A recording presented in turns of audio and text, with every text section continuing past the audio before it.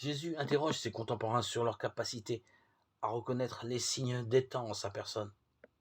Jonas, vu par certains pères de l'Église comme une figure de Christ, en sa descente dans notre chair et son appel à la conversion, a été cru sur parole et sans sursoir. Les guérisons, les exorcismes accomplis par Jésus ont, en sus de son message, ne provoquent manifestement pas le même effet. Or, qu'est-ce qui peut gêner le discernement sinon nos réticences à changer, nos préjugés, nos peurs?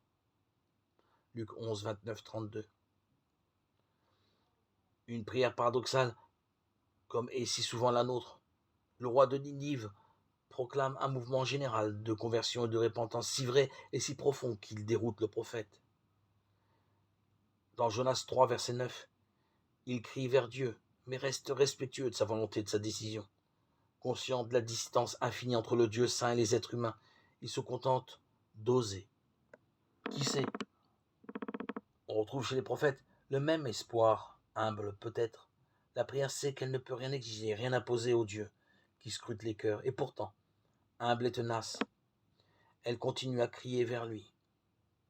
Le priant est conscient de sa faiblesse et de son indignité extrême, mais il reste certain de l'amour infini du Dieu, qui n'a jamais abandonné définitivement les siens.